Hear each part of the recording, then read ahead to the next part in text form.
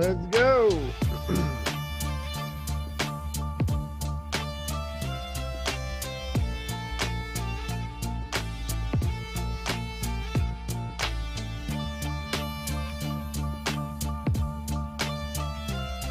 Am I on now or are we counting me down? Yeah? All right, cool.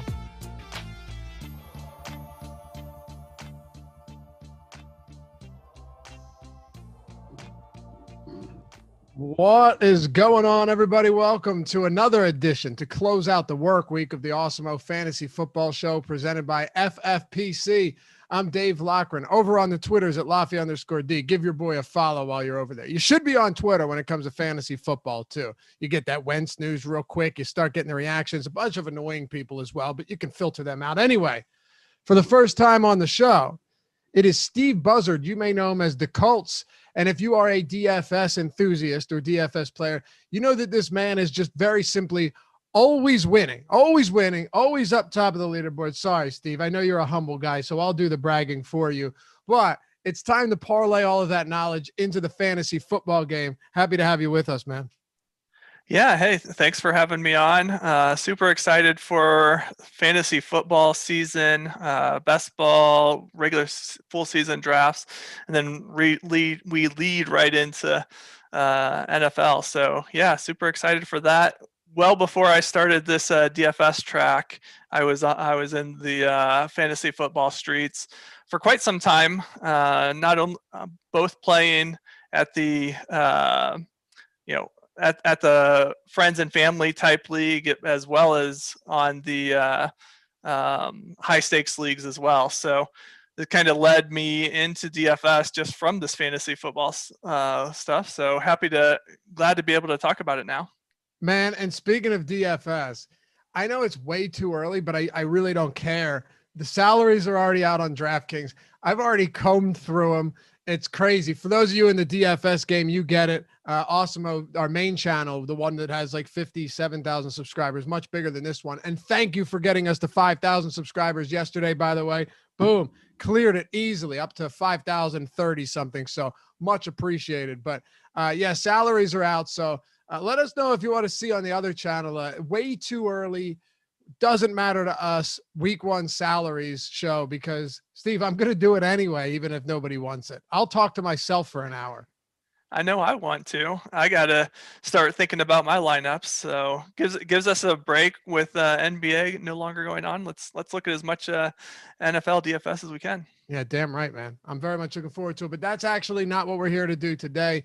We are here to talk fantasy football and a little bit of rankings debate discussion. We'll talk about Carson Wentz as well, because this is huge, and we'll actually kick it off with that. But yeah, Steve and I both have our rankings up over at awesemo.com. We got the consensus rankings. They are free. And we have a few discrepancies, a few spots where we're a little bit different. And I think it'll be really interesting to go over some of that. We'll talk about how the Aaron Rodgers news influences these rankings with Wentz as well, and Michael Thomas, how that affects the rest of this team, and a few other really important spots that we want to get to, whether guys are too high, too low. We'll get into all of that. But first, the Wentz injury. It's funny, Steve, because when you're this early in the year, you have no idea what's going on. But when you hear that Wentz is injured, you go, okay, here we go again, right? Like it's Groundhog's Day. And if you're the Colts and you're the front office there and you're Frank Wright, you're like, we can't get a quarterback right. You know, Andrew Luck just retires. Now Carson Wentz had the Peyton Manning neck injury late in the stage of the game. Then he goes on to win a Super Bowl with the Broncos. They just haven't been able to get much right. But right now, we don't know what's going on with Wentz. All we know is that he is out, and I hate this term, indefinitely, right? He's out indefinitely until they can do some tests and everything and figure out what's going on with him. But I guess, do we just prepare for the worst and hope for the best, or do we just wait and see what happens right now? Yeah, the indefinitely sign, I agree. That's a tough one. You see ranges that go from, day to day on Twitter to all the way up to basically he has a chance to miss the majority or all of the season. So it could be pretty much anything at this point is what it's feels like to me. And because it's such a big wide range of outcomes, I think a couple of things kind of come to mind to me right away. First of all, for Wentz, I don't have any interest in drafting him until we get more information. So I just completely took him off of my rankings. His upside isn't that high. There's enough people right around him that you can take someone else and have basically a very similar upside, similar points for the regular season, etc. So I just don't see any reason on taking him. For the rest of the team, I think you got to pretty much assume that he is going to either be okay or they're going to find someone that is, just slightly worse than him. He's a below average starter anyways, I would think this year. So they're going to find someone that can come in. I have, good confidence in their offensive game. So I think I'm docking the rest of the team just slightly, but not anything majorly at this point. I guess the thing for me is, like, going into this season or looking at last season's numbers, Wentz was egregiously bad. I mean, the guy led the league in interceptions and he only started 12 games. He was second in fumbles. He was awful. He on all fronts. He was awful. I think nobody took as many sacks as Wentz. And again, 12 games, awful. But now you're back with Frank Reich and you've got a situation where Frank Reich was the orchestrator, in my opinion. He orchestrated that Super Bowl win in 2018. Even when you look at the Philly special and you're like, man, was Doug Peterson smart or what? It was Nick Foles' idea. Nick Foles is the one that ran up to the sideline and was like, hey, coach, want to do Philly? And he goes, yeah, let's do it. Wasn't even his idea. So sure, they ran that play. They tried it once in a while. But the moment Frank Reich went, that team fell apart. Could he be the missing piece? Could he be that missing piece that got Carson Wentz back on the right track? I'm not willing to rule it out quite yet. So I do think that Wentz has more upside if he's healthy than a lot of the other quarterbacks in that range. But I don't know what the downside is. I don't know what his floor is, and that's the biggest concern. So I have no problem going with a Matt Ryan instead. He still has Ridley. He still has, he has Pitts in his first year. Russell Gage is perfectly reasonable, and Mike Davis is a decent pass catching back. There are a bunch of guys in that range that I think I would just rather take at this point. But what bothers me is if he misses time, I really liked guys like Michael Pittman here, thinking he in his second year, he could have a breakout season. T.Y. Hilton's coming off the worst full year of his career. Outside of the last few games, he was awful. Paris Campbell has literally played 9 games in 2 seasons that he's been in the NFL. So it feels like, or it felt like, a real breakout potential season for Michael Pittman. But now we're left here kind of just holding our breath, waiting to see what happens with Wentz, because I still think you have to downgrade this offense if it's Jacob Eason in there over somebody like Wentz, despite Wentz's awful campaign in 2020. Yeah, no doubt. If they end up with Eason as the guy that they're going to trust, then I think you really have to downgrade everyone. My assumption right now is that they will find someone else, whether it's through a trade or free agency. I'm not 100% sure who all is available on the free agent list right now, but I would think that they could find someone that's not a huge downgrade. I do think Eason would be a fairly significant downgrade there. I am with you on Pittman. I think he has a good chance to show some good upside and maybe overtake Hilton. Like you said, he was down most of last year. That also cost me a lot in the DFS streets as well as fantasy football. Had big hopes for Hilton last year. Oh, that burned a lot of us. Yeah, just didn't materialize. And then by the time he finally started coming up, it was a little bit too late to make it back because then he always seemed to be high owned for whatever reason. But yeah, I think you could see Pittman have a pretty good year if the offense is good. So I like that take. And a bad quarterback can support, one receiver in terms of providing a big year for them. The question is what the entire offense looks like. And Wentz, I think Wentz's ceiling was already limited just because they're going to run the football a lot. You've got Jonathan Taylor. Marlon Mack is back. I would assume he spells him. Our stream drop. Let me just make sure here. Pull this back up. No, I think we're good. All right. That's my fault. So, all right. That's it on the Wentz injury. I think, I don't know if we need to go much deeper into that. What I do want to talk about, and this is probably the staple of today's show, right? The foundation of today's show is when we're talking about rankings and you're looking at rankings, How do you make your rankings, Steve? And I'm not asking you to give, out the entire formula, but what is it specifically that goes into the rankings that makes them what they are?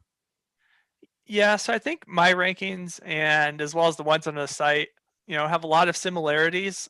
And I think they come about it in a little bit of a different way than the rest of the industry. What you see in a lot of across the industry is a lot of groupthink. If this influencer A pushes his ranking up, you see, 8 other followers move the guy.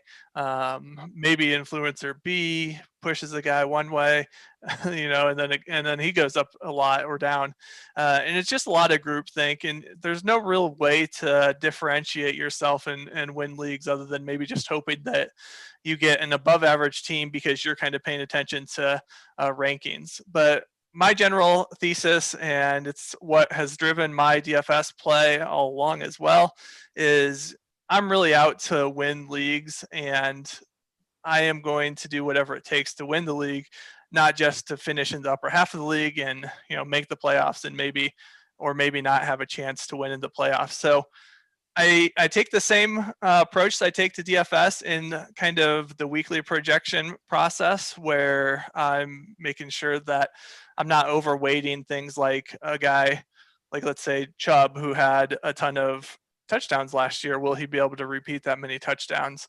I'm making sure that those projections from that standpoint are right, but then I'm also factoring in a lot of the things that I think people across the industry don't do as good of a job on doing, like, how is weather going to affect certain teams in the playoffs? You'll hear me talk about that a little bit throughout this show. If a team isn't, a lot of people talk about, well, strength of schedule is not very important because you don't know what's going to happen.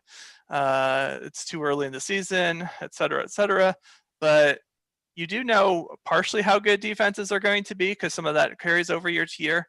But what we do know for pretty certain is if teams are in domes and they're in bad weather places like Buffalo or New England, their stats are going to be affected, and they are going to be affected in ways that we can predict pretty easily. And then also, what we also know is that I've done some simulations on how important playoffs are. And it turns out that the playoffs should be weighted about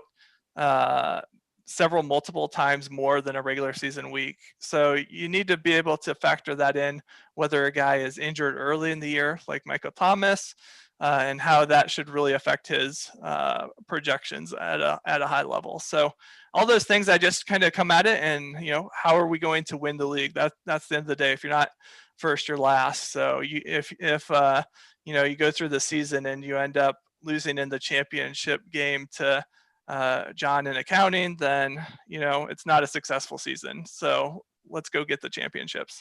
The only issue I have with strength of schedule is when people look at it strictly from like a cumulative win-loss perspective from the season before, because, for example, take the 49ers. That defense is going to be way better than it was last season. I mean, they were down countless players. I mean, they weren't just down. They had so many guys.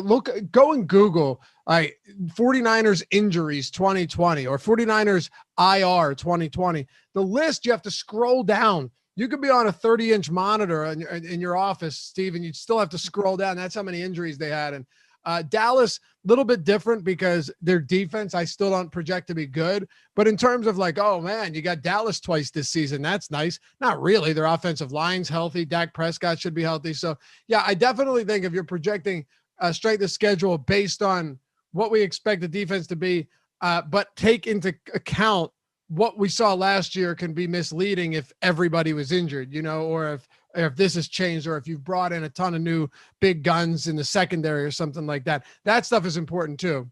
Would you agree? Yes. Yeah, no doubt. And I think that's where you see across the industry, because most of the influencers across the industry, they don't take that into consideration correctly. They're going to just essentially look at last year's stats. That's all you see in their strength of schedule tables. How did teams fare last year, and not really account for it in the appropriate way. So yeah, I think you get led down a wrong path by those people, and we're trying to correct that and go take you down the right path and move you into just from getting into the playoffs to be able to consistently win the playoffs. Game Theory says, hopefully Wentz is okay. I want to see him succeed. Well, I want to see him play 75% of snaps for the Indianapolis Colts, and anything after that, I don't care what happens.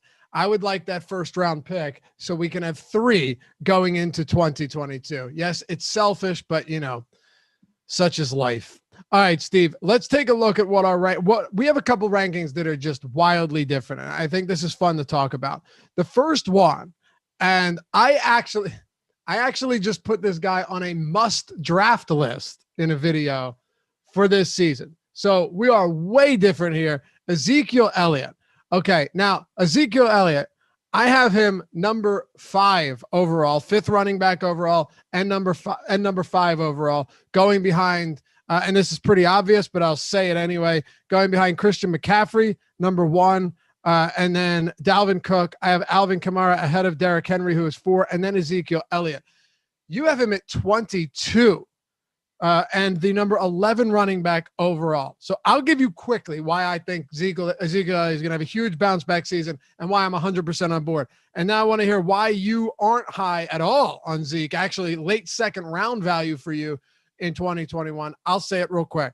Offensive line is way better than it was last year. This team was injured from top to bottom.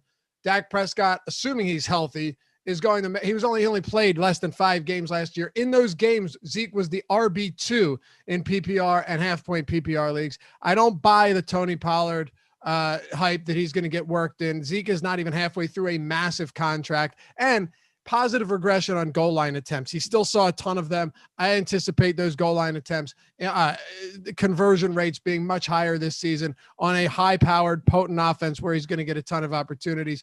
And he just looks like he was made in a lab with the type of shape he's in. So take all of that. I love Zeke. I'm going 5 overall for this year, Steve. All right. Yeah. No, I think those are some really good points. I agree with you on Pollard. I don't think that he's going to be taking over Zeke. They've made it clear that Zeke is the guy that they trust. And I do agree with their offensive line improvement. Zeke did only average 4 yards per rush last year. I do have him increasing that back to more of a standard level. The problem that I have with Zeke is you had a good point. He was 2nd with Dak, but he was 11th overall, and he was that despite playing all of his games, whereas some of the players higher than him did not play all those games, like Jonathan Taylor, for instance, is one of them. And he also had a decline of 7.8 to 6.5 yards per reception.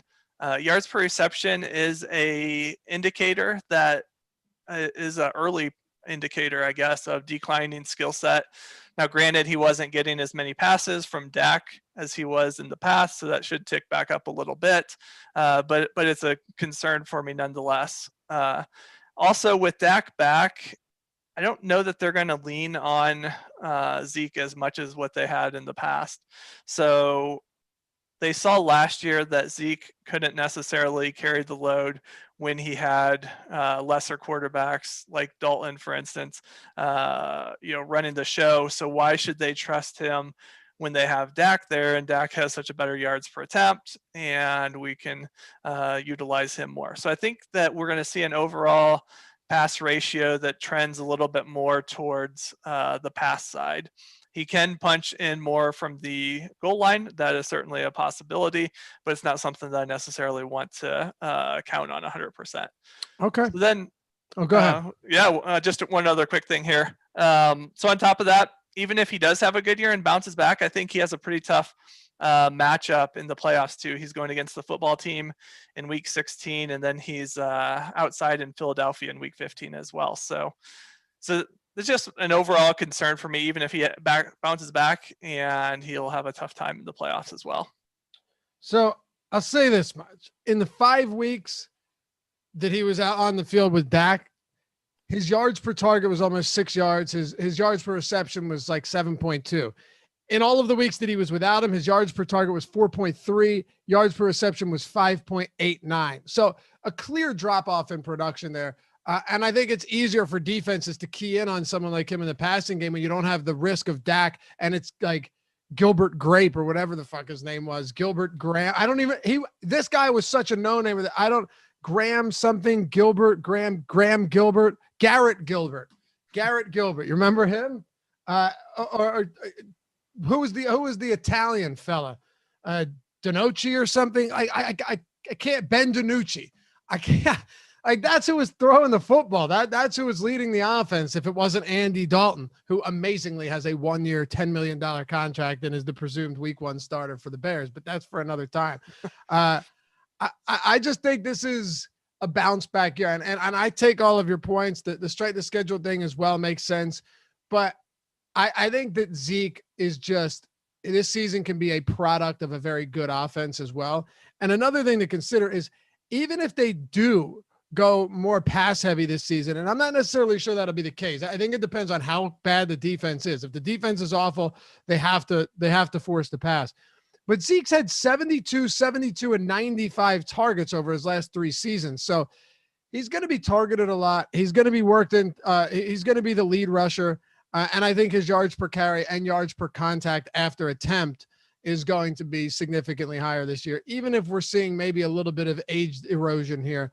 But yeah, this will be a fun one to debate. Now, would you take, okay, so let me say, you would take, this is where it gets more compelling. Let me see who you have above Zeke at running back. So he's 11 for you. Who are the running backs that you have above Zeke? Let's see. Oh, let me bring that up. Sorry, I lost that page. Because I can pull them up for you if you don't have them. Sure, go ahead. You got McCaffrey, Cook. Wait, let me filter by yours here. So your top running backs are McCaffrey, Cook. Then you have Henry, Kamara 4, Aaron Jones 5. We'll talk about that. Taylor 6, Barkley 7, Mixon 8, Chubb 9, Eckler 10, then Elliott 11. Okay. I mean, I really like all of those players this year. Don't get me wrong.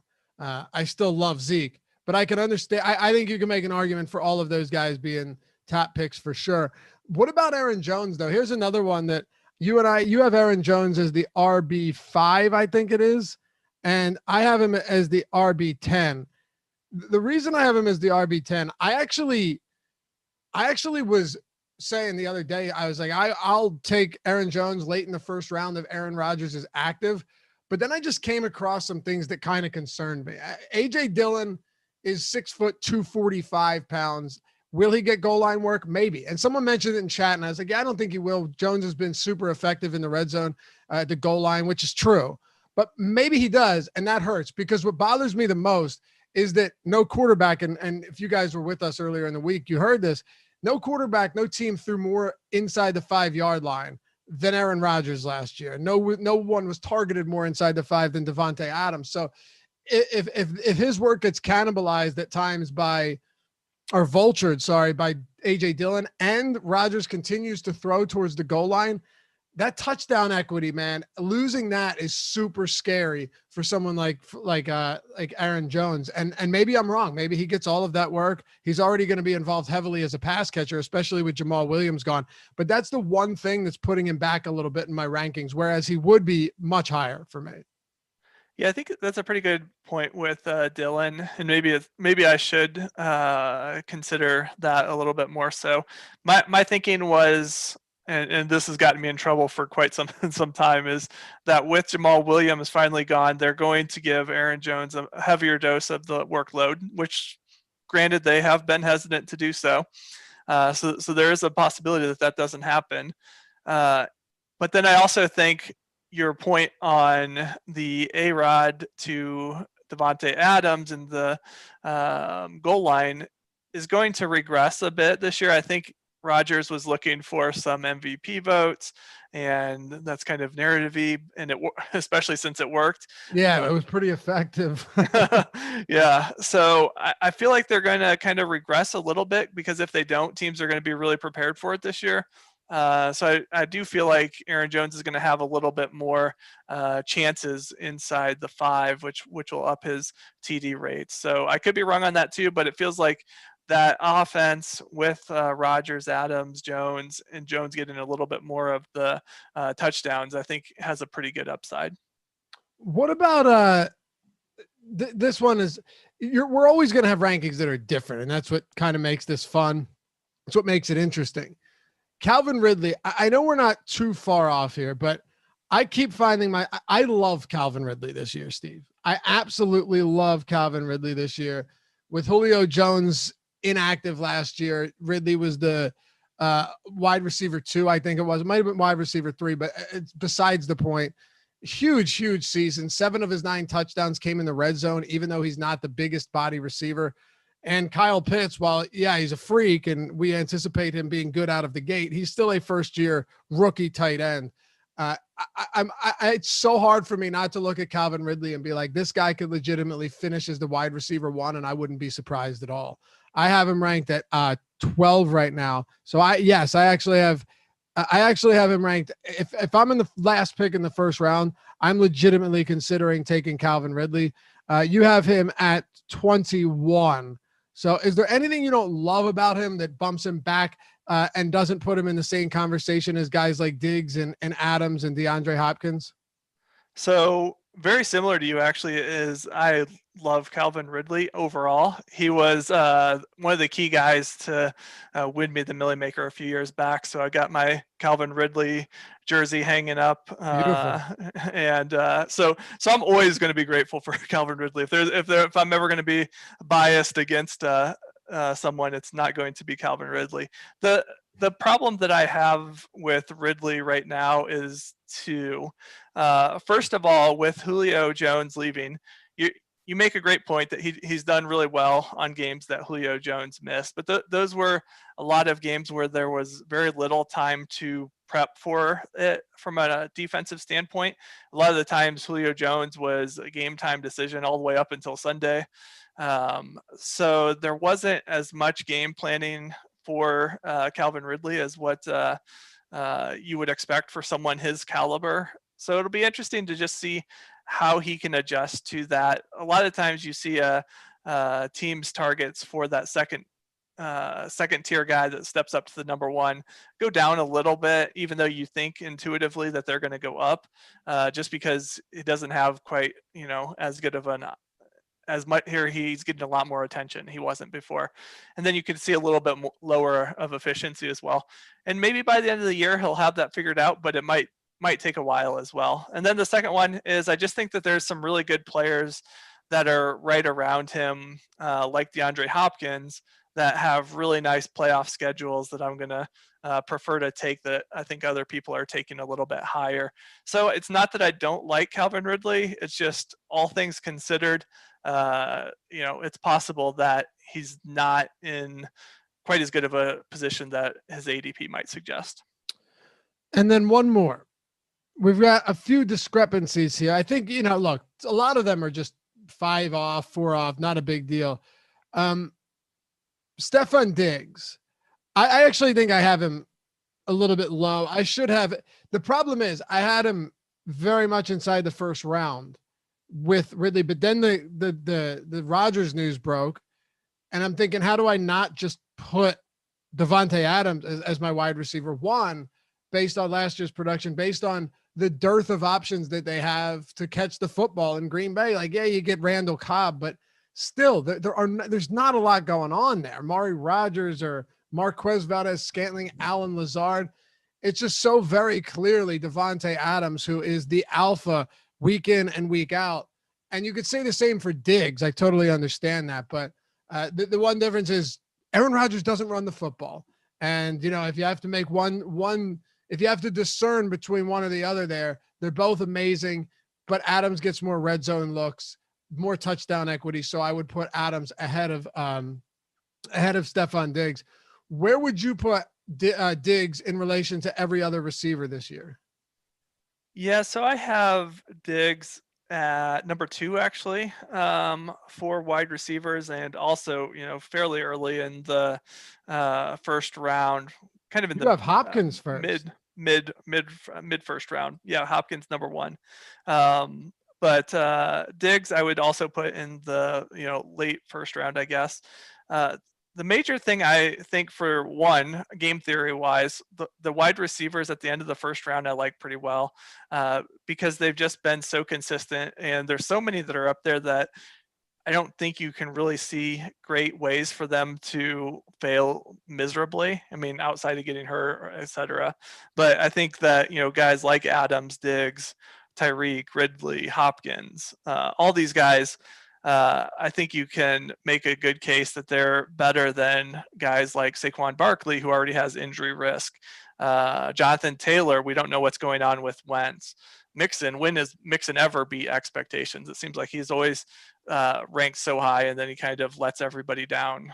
Chubb, he had so many touchdowns last year, but can he get that again this year? I think wide receivers in that range are really a nice way to go. And if you do pass up on a running back, you can just take extra running backs later and hope that you hit on someone to really be good. But it gives you a wide receiver where you can kind of dominate other teams. So I like that. I like Diggs probably slightly over Adams, mostly because of their playoff runs. You got Aaron Rodgers and Devontae Adams are both kind of playing outside in Green Bay in 2 of the games, and then Diggs, he has 2 games that are in Buffalo, which is unfortunate, but he also gets Atlanta in a dome for the championships, which is pretty nice. And also it's the second year playing with Allen, I think is a pretty good spot to be in as well. So I think I like him slightly higher than Adams, but they're both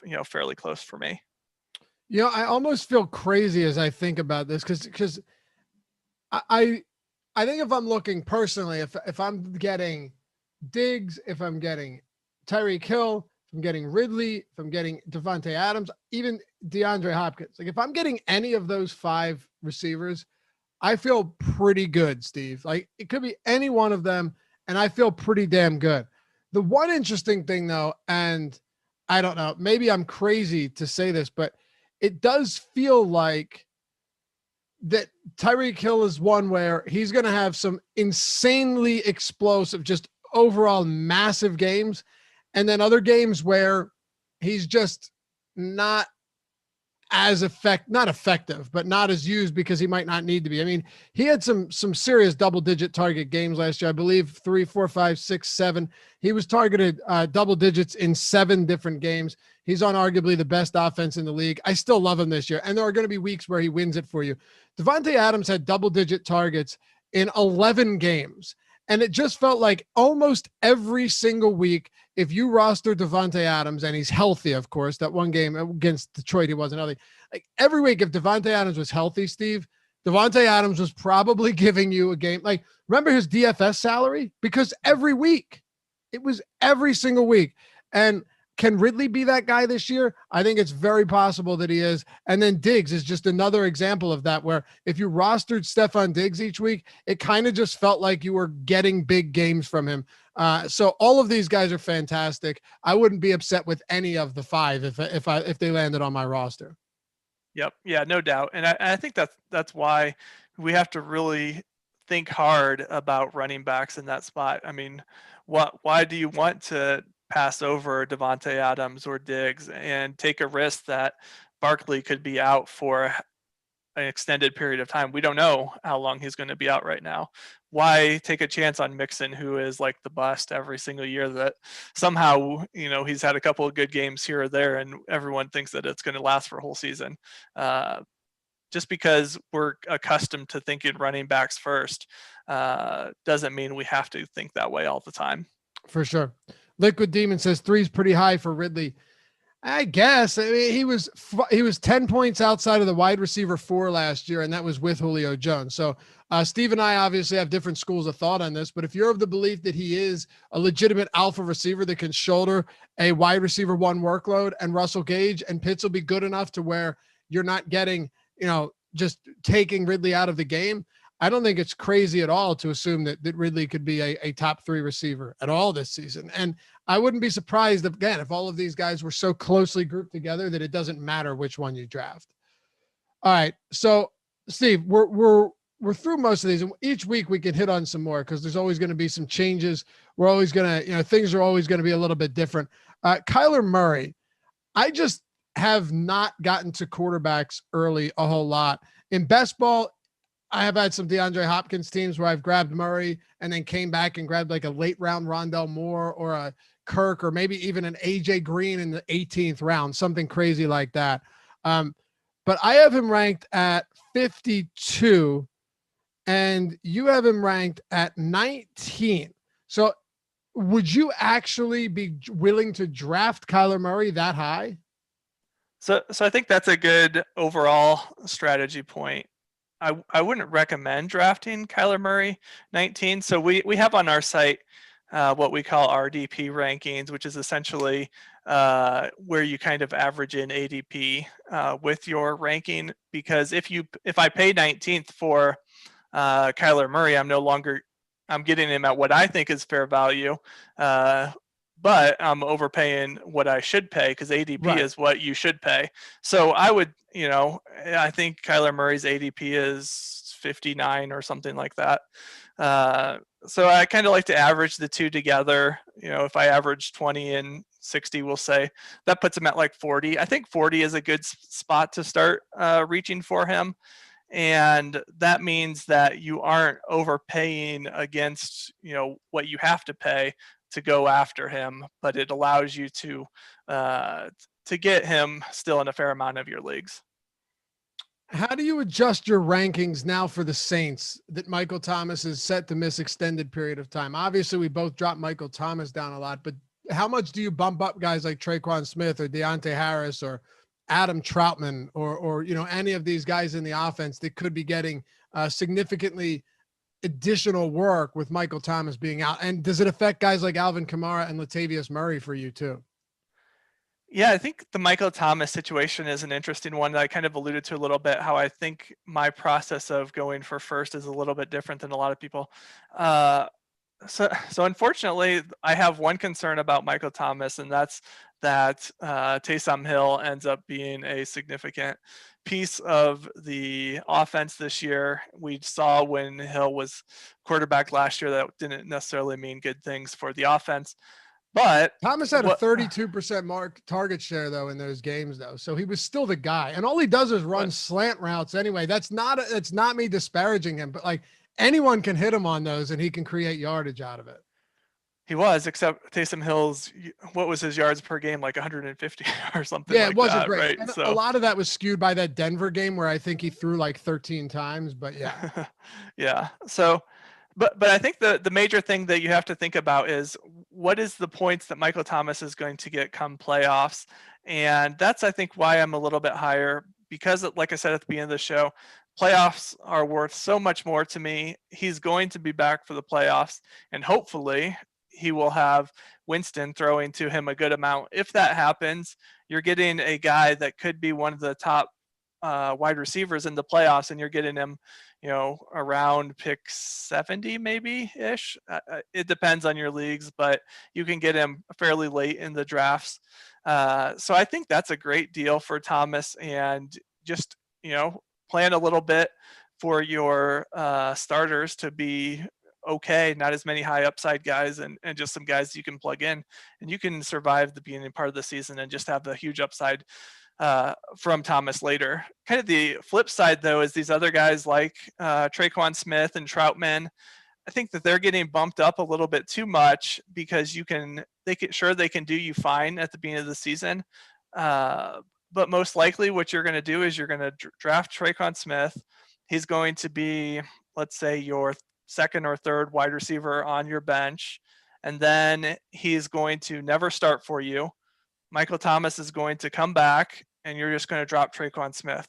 Okay, what good has those points done for you? Yeah, he's been better than some other guys that could have had upside, but just kind of seems like a waste of a spot. His points aren't as valuable as what you will see from a lot of other guys, and he won't have as much upside. So I'll lean more on going with the Michael Thomas side and kind of fading the Troutman and Traquan and those type of guys.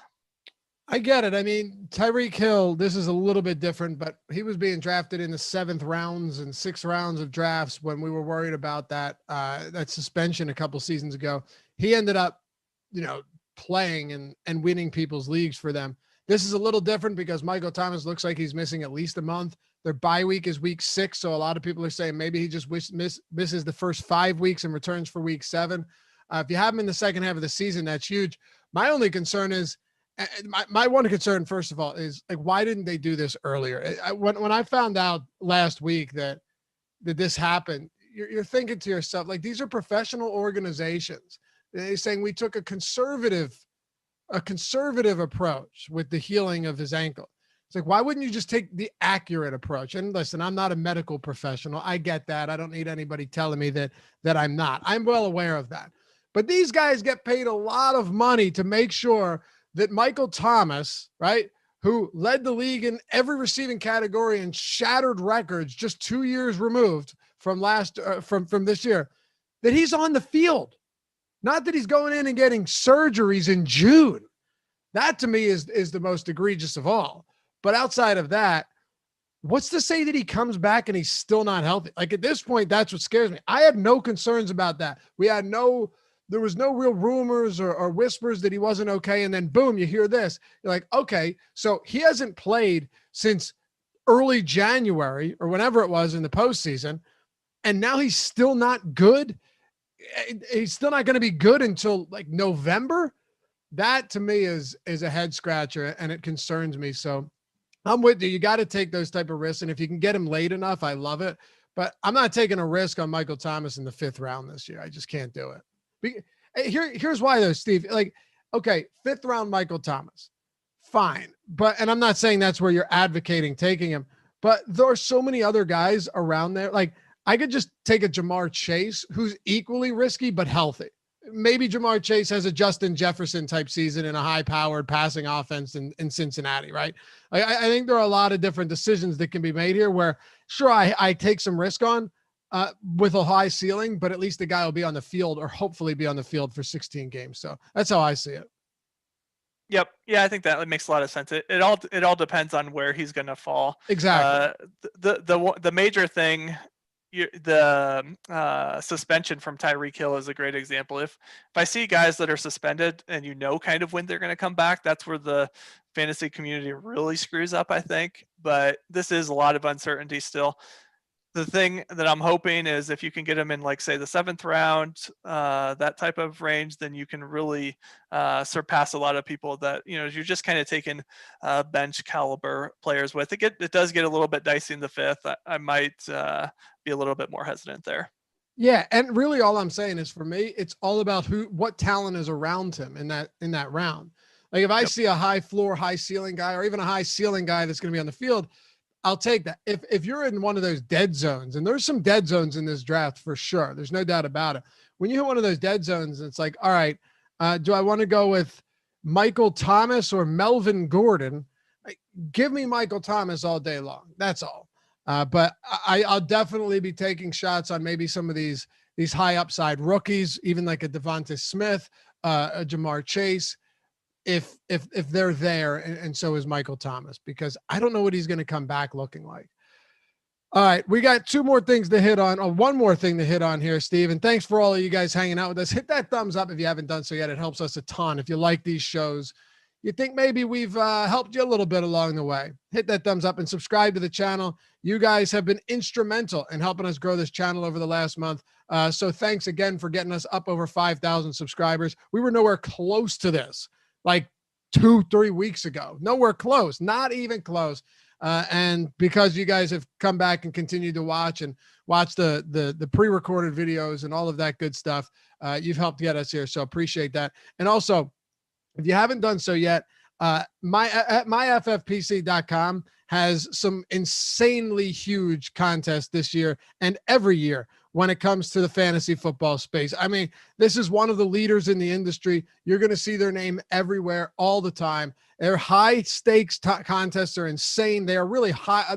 This is the home. This is the hub of high stakes season long fantasy football. You have best ball, you have the pros versus Joes, you have dynasty leagues, really what any contest you're looking for. And it's not just high stakes stuff. You have entry fees starting at $35 and first place prizes up to $500,000 over there at FFPC. So there's legitimately something for you, no matter what your budget is, no matter what you're looking to play, or no matter what style, what type of contest you're looking to play.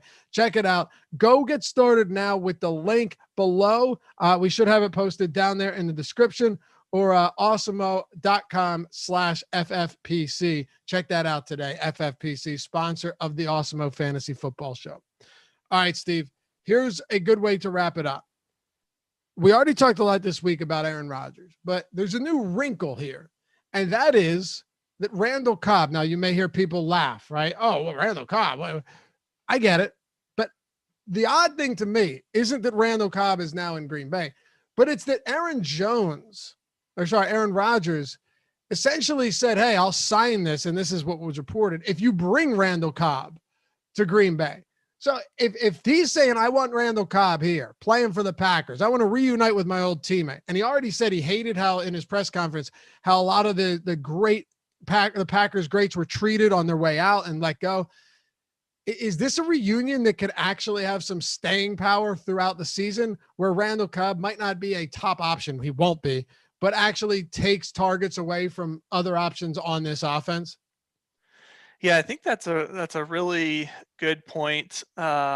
We saw a couple years back, right? I think it was maybe 4 or 5 years. It's been a while, but I think Cobb had up to 12 touchdowns one season. He was basically that Devontae Adams in the inside the 10, where he's always going to Randall Cobb. So you could see that be a process that they go to again.